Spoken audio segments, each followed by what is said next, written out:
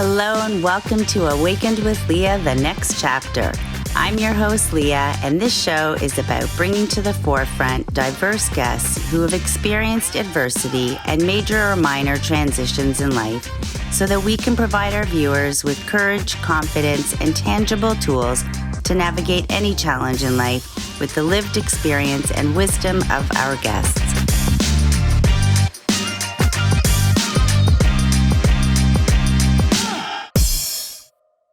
Hello and welcome to Awakened with Lea, the next chapter. Today we have Lilith. Hello, Lilith. Hi. Thank you for being here. I appreciate you coming on to share your experiences and your courage to talk openly about your personal experiences as well. So, Lilith, you are the founder of Love, Nature, and Beyond, spiritual soul coach, psychic teacher, mentor, and a high priestess. So, for those who may not know what a high priestess is, can you share with us a little bit of what that means? Well, I practiced the traditional craft and I was initiated into a pagan tradition. So when you're a high priestess, basically what happens is, you're basically legal clergy. And you're able to do rites of passages like marriage, deaths, christenings, which we don't call them christenings, we call them wickenings, and things like that. So that pretty much makes me legal clergy. I've studied years and years and years of witchcraft to become a high priestess. And it's kind of an initiation process that one goes through. Wonderful. Thank you for the explanation. So, Lilith, can you share what adversity or challenges that you've experienced in your life that deeply shaped who you are today? I actually have quite a few. I know that we previously mentioned my previous relationship beforehand, but there are quite a few things that I've been through in my life that have brought me to this point. The very first thing that really comes to mind actually is um, my relationship with my wife that passed away years and years ago. She actually passed away around 11 years ago. At the time, I didn't know what I was worth. I didn't know my value. I was really young. And it was the first time that I had ever experienced love. And to have someone taken away in the way that she was taken away from me was, I didn't know how to respond to it. And it was the first thing that spiraled me into my spiritual path and spiraled me into trying to become a better person. But that was only the first instance. It was what brought me to my spiritual path was her. She actually had schizophrenia and committed suicide. And at the time, I owned a metaphysical shop. Um, and it was so fun. I loved working in the metaphysical shop. I loved owning it with her, but things happened where she kind of lost part of who she was and she wasn't feeling happy. And I had to learn that her taking her life was not in direct response to how I was treating her. It had nothing to do with me. And I think when you live with someone and you love somebody who decides to take their own life, you tend to walk in this path where you believe that you are the cause of it. And it took me a long time. I mean, I did things that were probably not very good for myself. I closed down my shop because I couldn't handle it anymore. I tried to push people away. I decided I was going to like take substances and do things that were not healthy because I didn't want to feel anymore. And it was like kind of like one day I woke up and I was like, I can't keep doing this. Like, what am I doing to myself? You know? Um, So, that was your first experience with loss. that was well, it wasn't my first experience with loss. It was my first experience with loss in a romantic relationship. Right. Right. So, and actually knowing what love felt like and feeling like I could do anything in the presence of that person. Whereas before, I didn't think very much of myself, but being in that relationship, she made me see my full potential as who I was and who I needed to be and where I belonged. And when I lost that, I felt like I lost this huge portion of myself. And it took me many, many years to learn that whether I was with her or without her, I needed to be full and whole on my own. And I think that if I didn't go through that one experience of losing the love of my life, I don't think that I would be here now.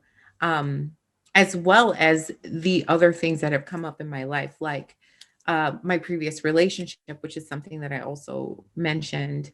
I was in a like almost a 4-year relationship with a person who was narcissistic, and coming from where I am, I usually try to give people the benefit of the doubt. I'm like, there's got to be goodness. I'm always looking for goodness, and I got into this relationship for the wrong reasons because I didn't want to be alone anymore. And I was like, I'm ready to date. It's been, so many years that my wife has passed on. It's time for me to adopt this new way of life. And I was just getting into this relationship for the wrong reasons, because I didn't want to be alone. And I felt better nurturing other people than myself. And I felt like I wasn't really paying attention to what I needed. And I still hadn't healed from that relationship, even though I said to myself, I'm ready for this. And I really wasn't. I really wasn't. Um, And it sometimes it takes getting into a new relationship to realize where we are on our healing path. And it's not uncommon, when we don't have strategies to fall into a coping mechanism that may not necessarily be healthy. And so the key is to finding coping strategies that are healthier for us, but also leading us to the healing path. Right. And I completely agree with you. But so many of us pick up coping strategies that are not very healthy for us, and I notice these patterns now where I didn't notice before. And I mentioned to you previously that being in this relationship, I didn't notice what was happening. I didn't know that I was in this relationship where I was being controlled and manipulated. I didn't know that this person was a gaslighter. I didn't know that all of my decisions and all the things that I was doing was in reaction to how I was being treated. Um, so I spent, Sorry, yes. can you, just for our viewers, can you explain what gaslighting is? So gaslighting is something a person does when they tell you something and then they say, no, that never happened later on. Like they're trying to make you feel as though you're going crazy. So gaslighting is that situation where, let's say you put your glasses down somewhere. You're like, I know I left them there. And you ask your partner, like, did I leave my glasses here? And they'll be like, nope, never see them all day, when they actually know where they are. You know what I mean? It's that kind of deception. I know that's like a very simple. It's a great example. It absolutely. Thank you for clarifying that. Right. So I was in this relationship where I was constantly being gaslit. Like, I would be told, you didn't do this. How come you didn't do this? Or she would use different means of demeaning me or taking away value from the things that I was doing. And I was walking on eggshells. And it was like, I didn't realize that I was being emotionally abused until I realized I was being emotionally abused. And when you're in that situation, it's very hard to see. Um, I gained a bunch of weight. I didn't want to talk to people. I lost a bunch of friends. I mean, I still had friends far away, but I wasn't able to make new friends. There were rules and regulations that I had to follow and guidelines that I had to follow, even down to the bathroom I could use to take a shower. Um, Down to what I could and couldn't eat or how long I could work and who I could communicate with. And if I was at work too long, then I must be cheating, kind of mentality that I had to deal with. And it was constantly me trying to convince her that no, I wasn't cheating. Yes, I was at work. I should be able to have friends. And if I choose to do something creative with my life, then I should choose to be creative. Like if I change my mind 800 times, it shouldn't affect you because I'm not putting that, I'm not affecting you by choosing what I want to do for my life. That's And hard. Mhm. That Yeah. sounds hard. What Yes. what do you believe was the breaking point for you that made you realize that this isn't the way it's supposed to be for you? So there's a couple things that happened. I I love listening to I love listening to Abraham Hicks. And we've had this conversation before how much I love Abraham Hicks. And I remember every morning before work, I would listen to Abraham Hicks and I was listening to all this stuff about relationships and the law of attraction and all this stuff. And I was reading The Vortex and I just recently read it again. And I was reading all this stuff and I was like, I need to get my mindset right. Like something's not right here. I don't feel happy and I can't figure out what's going on.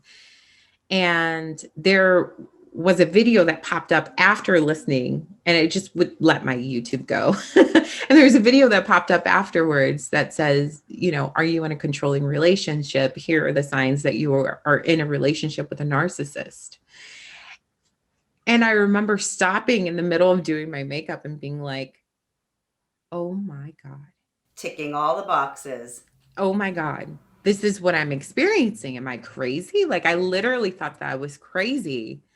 And it was just like the universe dropped it in my lap. It was like, listen, you need to hear this because if you're unhappy and you're not solving the problem, you obviously don't know what it is. So it was almost like the universe answered my call. And we can't change what we don't know. So you weren't aware within that relationship what was even going on. No, and after a while, people around me started to see it. So I took 3 years of classical music lessons, so I was a singer. I said was. Um, so I was a singer, and my friend actually would say things because it got to the point where I would go to singing lessons every week, and my partner at the time would not allow me to go by myself. She would say, I don't know where you're going. She would use things like, let's spend the day together. So I'll take you to your practice and I'll wait downstairs for you. She would use that as an excuse. But then later on, she said, I don't trust you. That's why I go with you every time you go to your practice. So my friend would notice things, it was almost like my partner didn't want to see me happy, or if I had to practice with my singing partner, because sometimes we had to do duets and things like that. Um, she didn't trust my singing partner because my singing partner presented as if she was LGBT, but she wasn't. She was actually very Christian and she just had short hair and that was just what it was. But my partner at the time didn't go for it. She was just like, no, like, no, you know? Um, so she wanted to be there every time we practiced. Like even when I went to the recording studio to like record some of the songs that we were supposed to be recording, my partner would just get so on, like so defensive. Like, why are you there all the time? Why are you doing this? And we were supposed to write a song, and that was part of our thing that we were supposed to do together. And she just would not let me do those things. I had a recital where she showed up and I sang my little heart out. It was really great. I think I did a really great job, but she didn't allow, like people were giving me compliments and things and she's like, we have to go.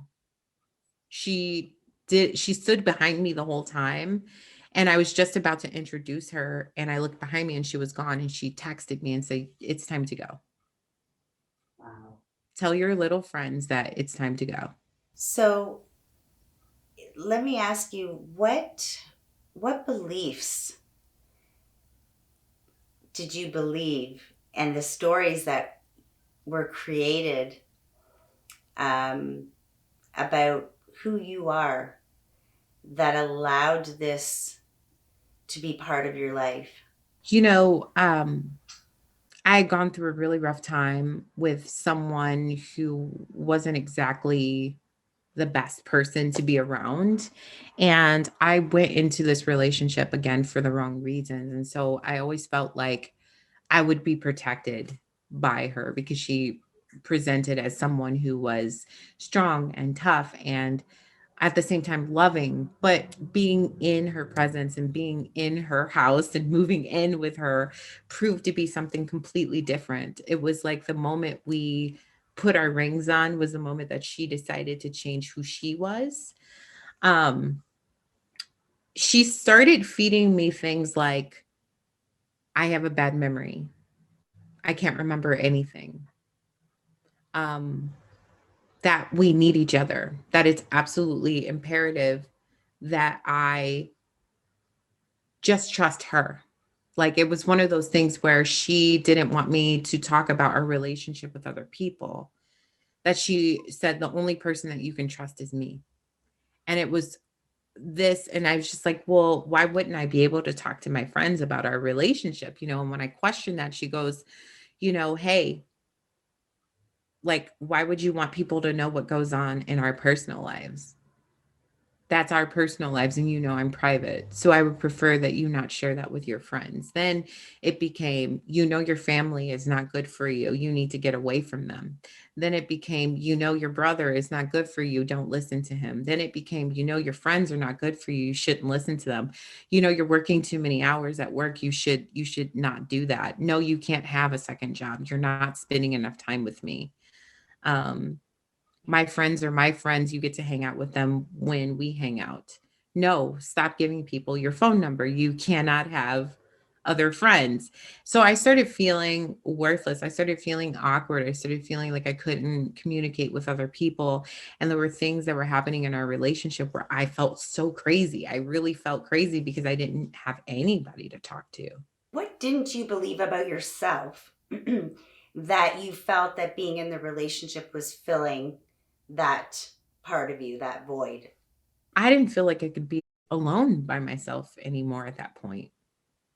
I felt like, okay, well, if a relationship comes to me, then it's meant to be, and I'm supposed to learn a lesson. Oh boy, did I learn a lesson. But at that point, I really believed that I wasn't capable of being happy by myself. I wasn't capable of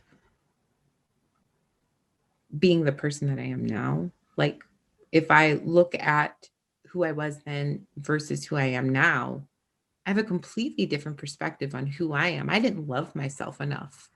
I just figured it was better for me to serve other people and to please other people and to be in a relationship than to figure out what it is that I needed to heal. And that's also very common where we are of service in order to fill a void within ourselves. So we over deliver and we sort of lose ourselves in the interim. Right. So, what beliefs did you need to shift in order to reach the stage that you're at right now? Oh my goodness. So first and foremost, I needed to believe that I wasn't crazy.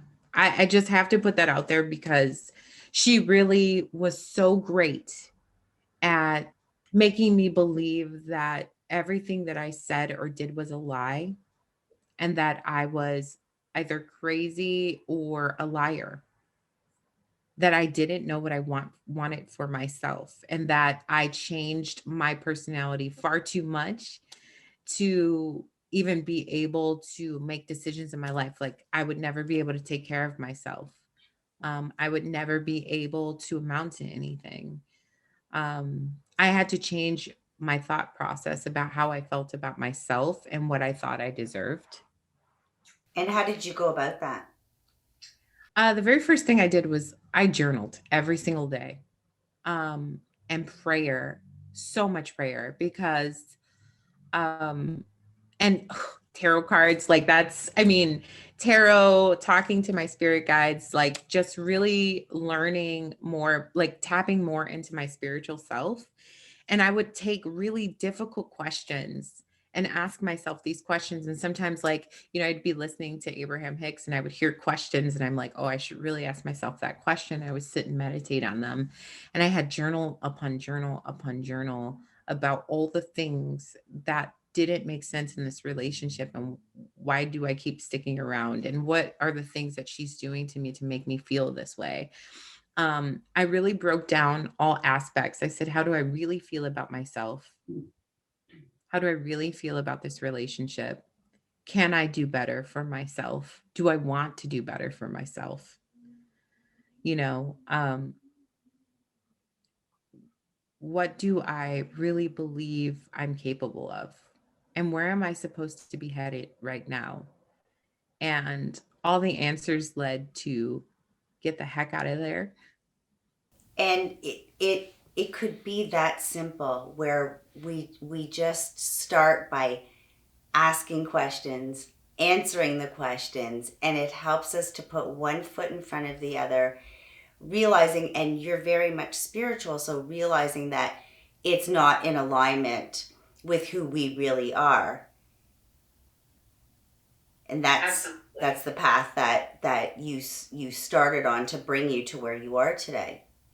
I learned that if there's resistance in your life, it's because you're not in alignment. So I was resisting change because I was afraid that I didn't have any place to go. I was afraid. It was fear. It was fear tactics that were used against me, and I fell for them. And I had to believe that the universe will catch me if I fall. And I believed in that. I believed 100% that even if I fell, the universe will find a way. It's literally replacing belief, your doubt with belief, replacing it. And just knowing that, well, there's so many fears. So the fear of the unknown, the fear of rejection, the fear of abandonment, the fear of being alone.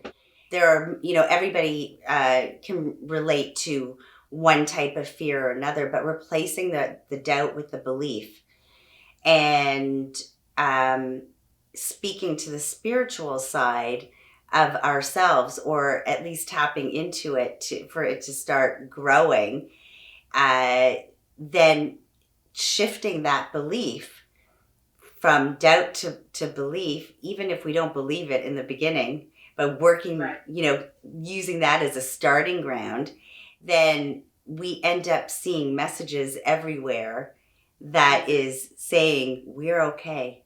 Everything's going to be okay. And it sounds like that was your experience. If you could talk more to that. Absolutely. I did so much prayer and so much reflection and so much meditation. And obviously I also practice Buddhism. So I practice Nichiren Buddhism. And they said, when you're up against challenges, chant and pray for answers. And every day, it took me 40 minutes to get to work. And I would turn off all my music and I would just chant for like 40 minutes there, you know, and I would get to work and I felt so much better. Like, my vibration was really high. I felt great. And then, I'd get home and then that vibration was gone. And I was like, okay, well, I got to figure out how to keep this momentum. So I would do a lot of prayer, a lot of meditation, a lot of asking for guidance. And oh, the prayer was more like not out of desperity, but it was more like, I'm ready. Whatever I'm meant to be doing, I'm ready for the change. I am ready for my environment to fall apart so that I can embody the person I'm supposed to become. Because honestly, when we give in and we surrender, this is true for any situation that you might be in. When you surrender, not give up. No, that's completely different. But surrendering, that means that you put your utmost faith in what you truly believe the outcome is, and you put it out there into the universe with gratitude and love for yourself, knowing that you are serving whatever the universe has for you. This is your soul's purpose, whatever that is. Once you surrender to that, that's when you're able to see the changes. You're able to see things fall apart. You're able to see where and sometimes it's not easy. Sometimes the universe will bring it to you and they will tear apart your life. I mean, my life was torn apart. I lost everything all at once. It was a horrible, horrible swoop. But I kept asking every single night. I said, I'm ready for my soul's purpose. I'm ready to step into the power of the person that I'm supposed to be. Whatever that is, whatever's supposed to happen, let it unfold. I'm ready. I Wow. stopped worrying about what I was experiencing. I stopped worrying about who she wanted me to be. I stopped worrying about when she got angry at me because you can't win an argument with a narcissist. I would just, and it really made her mad that I would just be like, okay, didn't fight. I didn't fight back anymore. I surrendered to what the universe wanted me to do, which was look deeper within myself and want for nothing, which is very much a Buddhist principle. It's not about wanting and desiring. It's about want for nothing so that you can start moving into your path. That nothingness is what moves us into that our paths. So it sounds like So your pain got stronger than your fear in order to surrender and have that willingness to have acceptance of the whole. right. And then you start your path of healing through that process. It's the initial surrendering and forgiveness for ourselves. We do the best that we can. We can't change what we don't know. And as the universe were bringing messages to you, you were listening for those messages, and each message became stronger and clearer for you to be able to step into that fully. It was crazy. I would see synchronicities, like these numbers would pop up and I would just Google them. I'm like, what does this mean? And so I would just Google these numbers and it would be like, don't worry, keep on the path. Things are about to change, like all these synchronicity numbers. And I'm just like, every single day I would see like 222, change your mindset. I would see 333. I would see 999. I'm like, oh my gosh. I would see these things every day. I remember the day that it was the day before New Year's Eve. I remember going to the store and I looked down at my receipt and it was $99.99. I was like, what in the world? And I looked it up.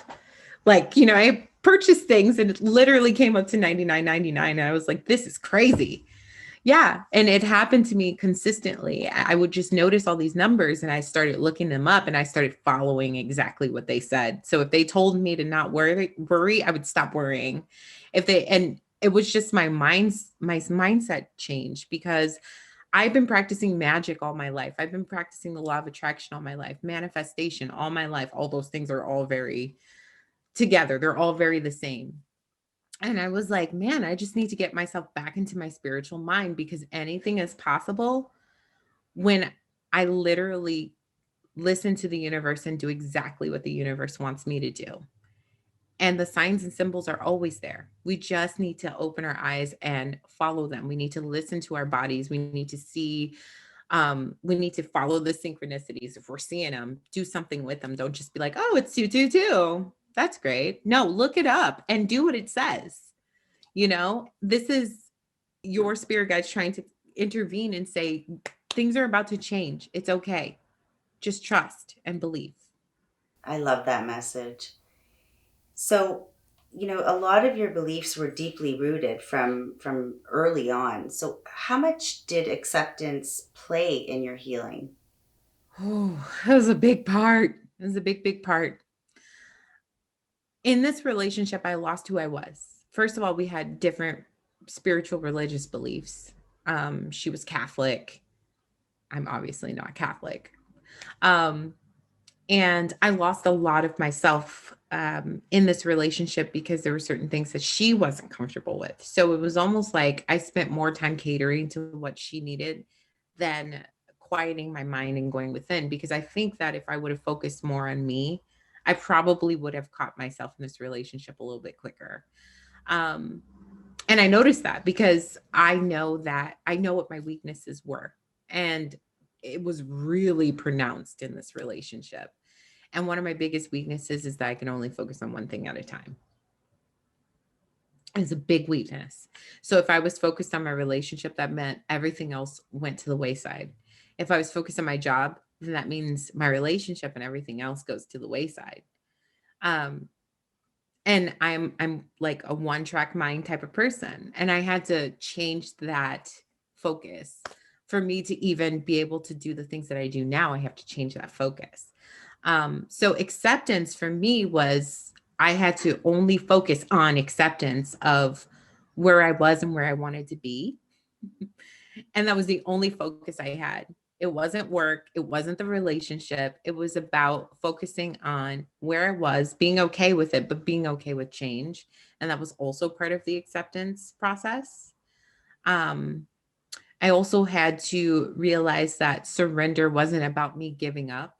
It was about me allowing the universe to take control, no matter if it was going to be easier or rough. I had to let go of the process, which is not easy for a lot of people to let go of the process. They want to be like, I want it to happen this way. And if it doesn't happen this way, I'm going to feel like nothing happened at all, or maybe I didn't go through the process correctly. But it's releasing expectations of the process and only focusing on the outcome. And part of my acceptance was releasing the process. And it was so hard. All I needed to do was focus on myself and focus on where I wanted to be, as opposed to focusing on how I was going to get out of the situation. My thought process at that point was, I'm going to leave this situation, and it's going to be for my highest and greatest good, no matter the outcome, no matter the situation. This is going to propel me into what I'm supposed to be doing with my life, because this isn't it. And I know it isn't it. And I made a vow to myself, if it's not love, then I don't want it. And as soon as I made that vow, to myself, Lea, everything changed. As soon as I said, if it's not love, I don't want it, then the universe was like, and I said this to myself every single day, if it's not love, I don't want it. If it's not love, I don't want it. Every day I'd wake up, if it's not love, I don't want it. Anytime I felt resistance, or she would say something to me in my head, if it's not love, I don't want it. And then one day, the universe just blew the whole situation up, and everything landed perfectly where it was supposed to be. I lost everything, and I allowed it to happen, because I realized that when you want major changes to happen to your life and you're ready to follow in the footsteps of where you're supposed to be in your soul's purpose, you have to let everything fall apart, and you have to allow the process to build itself back up, because ultimately it will put you in the right direction. You can't continue to do the same thing and expect different results. So my difference was, I believed in myself, and I kept a vow to myself. If it's not love, I don't want it. So the universe said, okay, I get it. So they broke down that, like right before New Year's, we had a horrible argument and things fell apart.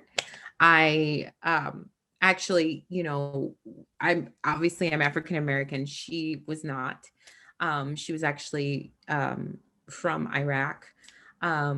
So very different, and she had also been a cop as well. So that kind of, it was a lot of stuff set up for that day, but she basically, what happened was, she framed me and made it seem as though I hit her. And I ended up being taken to jail. I'm not even going to lie to you about this. This is what happened to me. And I kept telling them I didn't do anything. They were like, are you hurt? And I said, no. And they said, well, she is. And I said, well, she did it to herself. And they said, well, she's been on the police force, so I'm sorry. And it was like, I was like, okay. So I spent the night in jail. And I remember when I got released, I walked probably about 12 blocks in the middle of the night. And I got on the train for free. And I said, guess what? I'm going to go get my car and I'm never looking back. Wow. And I called her sister and I said, leave the keys inside of my car. And I'm coming to get my car and I'm not ever coming back. And she had tried to contact me before we went to court, actually. And she kept saying, you should come back home. You should come back home. And I was like, I didn't have the guts at that point to be like, no, but it was more like, mm, no, I can't. I just feel like we need to have space apart. And I was just like, I just need space. Oh, so you found some place to live? Is that why you're not coming home? And it was more like, for me, I was just like, well, I'm doing well. I didn't feed into it. And she would constantly be like, okay, well, she knew where my appointments were. She would meet me there and she would try to talk to me. And then finally the court date showed up. And before I went into the courtroom, she says, don't worry, everything will be fine. And we go into court and they drop the so-called domestic charges, which I never touched her. But then she lied to her lawyer and told her lawyer, that I was abusive, which was not true, obviously. And she, I ended up having like a 2-year restraining order put on me. And I was just like, why would that? I don't understand why. Like, I did nothing. But I realized that it was the universe stepping in and saying, you don't need any temptation to go back. So we're going to set it up to make sure that you know that this person doesn't belong in your life. And I realized that looking back. At the moment, I felt torn. I was like, I never did anything wrong. Why is all this stuff happening to me? I didn't do this. I don't understand. And it sounds like in the moment when you weren't quite sure what was happening, you allowed yourself to start to practice self-compassion in order to say, I'm okay where it's at right now, and I'm going to focus on being happy. And from that space is where you took steps forward, as opposed to reacting to the circumstances that were happening around you, because the universe was working for you. Oh my goodness, you have no idea. Even my job fell underneath me. I had a really great job and they decided to close down my store permanently. And I was like, what? And it was just like one by one, everything happened all at once. And at the time, we think it's happening to us. We don't realize it's happening for us. And if we give that a chance to say to ourselves, it's happening for us, it takes the stress and anxiety associated with it just to allow it and say, whoa, something better might come along. And not being so attached to the plan that we've made. Mm-hmm. Honestly, when I look back at that, I said that job was there for a reason. That job was there to give me the money that I needed, plus the hours, because the hours were crazy. I was working 60 plus hours a week. And because I was working 60 plus hours a week, I didn't have time to be home, which was great. So I just remember after all that stuff happening, I said, at least I still have my job. I just remember saying, at least I still have my job. I know things fell apart here, but there was a reason for it. Okay, that's fine. At least I still have my job. A week later, I'm sorry, we're closing down your store. What? Okay. But it sounds like you needed that job while you were in that relationship. Exactly. And when we don't necessarily realize what we need, the next step is for the universe to step in and say, this job was held for you when you needed it. You don't need it anymore. And now it's a stepping stone to a new learning, a new growth experience to take you to the next level. Yeah. Yeah, and it was exactly what I needed too, because as soon as it closed down, I was like, okay, there's a message here. Because I did ask to step into my soul's purpose. And anytime I ever step away from my soul's purpose, because I already knew what it was, every time I step away from it, the universe is like, nope, got to bring you right back. And I knew that that's what was happening because I had asked for it. If it's not love, I don't want it. If I'm ready to step into my soul's purpose, I'm ready to do what I'm meant to be doing. What is it that I'm meant to be doing? If it's not love, I don't want it. And then Love, Nature, and Beyond was born because I had been coaching for years. I still had clients that had been hanging out with me for years. They never want to get rid of me. They love me so much and I love them. So they don't get rid of me. They're like, no, we're coming back to you. We're coming back to you. I had people that I used to read tarot for and do psychic readings for years ago when I owned my shop, and they still come to me to this day. We're talking about like 10, 15 years of people, right? Um, who just love me and I love them genuinely, and they have told me that I've helped them and I've changed their lives, and they can't see themselves not coming to me as their spiritual mentor. I have students that have been with me for 10, 11 years. I have, so it's just, I was just thinking about that. It took me sitting and contemplating and thinking, and I said, okay, I learned how to have a business years ago, and I didn't do it because I didn't feel like I could continue because I didn't have the love of my life with me. But learning all that I've learned and knowing what I know now, I have the skills to run a business. I have the name behind me. I have all the qualifications and the skills to do what I want to do, which literally is my soul's purpose, is to heal other people. And whatever capacity I see fit, the healing is what matters the most. So I just one day I woke up and I said, that's it. That's what I'm doing. I'm going to brush up on my skills, really start to meditate, really get myself back into that place of spiritual existence and live my life as a spiritual being, because that is who I am. And that is who I always will be. And not another person will ever kick me out of it. And if it's not love, I don't want it. And so Love, Nature, and Beyond was born through that realization that that's what I wanted to do for the rest of my life. And it sounds like the realization was that the true power was always within and will never be satisfied by somebody else filling that power for us. So we, instead of giving it away, you took it back. Exactly. But recognizing that's where true power lies. It's within each and every one of us. And even now, I treat my relationships much different. This is when you talk about overcoming adversity, it really is about learning a lesson and then implementing it and integrating it into your life so that you can live the best possible life you can. And for me, even in my personal relationships, there is no codependency. Whatever happens, happens. If you're meant for me, you're meant for me. If you're not meant for me, that's okay too. Because I want what's right for me. And if it's not love, I don't want it. And that's going to be what I live by for the rest of my life. Because when I live in a place of love, that's when I prosper the most.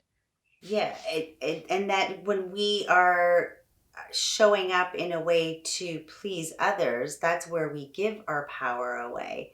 So it's standing in our truth and our authentic self, and then that's ultimately who resonate. Those are the people that we attract to us. So we don't need to worry so much. When we stand in our own, we do attract those people in our life, and we're okay with the setting of boundaries of who we allow in and who we don't. But that this is, years of learning and growing, but allowing yourself to grow from the experiences instead of wishing the experiences didn't happen, because they all serve a purpose, and it's all on our journey of healing and awareness to be able to step into that full potential. Absolutely. So let me ask you, what is the most significant lesson that you learned, and what message can you leave us with? Oh my gosh, there's so many. But my favorite one is by Maya Angelou. When people show you who they are, believe them. Ooh. When people It show is, you when who I they read are. that, I was like, wow, That's that's truth. When people show you who they are, believe them. wow. Love that message. I was constantly trying to people please and please people who would never be pleased. She did not want to be pleased. There was no way to please her. And I should have seen that from the very beginning. When people show you who they are, you believe them. She is not one to be pleased. And for all of us, that's a message of stop trying to fix somebody else. Correct. That is not our jobs. Our jobs on this earth is not to fix other people. It's to be happy, full, whole, and centered within yourself so that you can view your life in a wider, bigger perspective so that you can truly be authentic. And authenticity is not what others think of you, and it's not what you've been trained to think that you're supposed to do in your life. Authenticity starts when you say, I'm worth this. And then you take inspired action to make sure that the thing that you believe that you're worth, you get. That's authenticity, period. If you believe that you're worth $1 million, then work towards your $1 million. Be that, embody it. I'm worth love, and I embody it from head to toe. I love myself, and I did it before. I spent so much time pleasing another person. I wasn't happy with myself. I didn't know what that felt like. I weighed 257 pounds. I lost 80 something pounds just loving myself. I quit smoking, just loving myself. I stepped into this business successfully, just loving myself and loving other people who needed that love too. So, honestly, when you say I am worth success, then be the success you believe that you're worth. Oh, that is a powerful message to end this episode, I'll tell you. I don't want to say anything more after this one. Really, thank you so much. Not just that message, but a lot of great message throughout our time together. And I appreciate you coming on and sharing your wisdom with all of us and your personal experiences as well, and helping me in supporting all of our viewers to show them that there is another side to any challenge, darkness that they may be feeling right now. And I appreciate it. Thank you so much. Thank you so much. You are truly an inspiration, and I really thank you for having me on the show with you. I couldn't ask for much more. Just thank you so much for spending time with me. I really appreciate it. Thank you. Thank you. And to all my viewers, thank you so much for letting us share this space with you. And we look forward to seeing you next time. Thank you.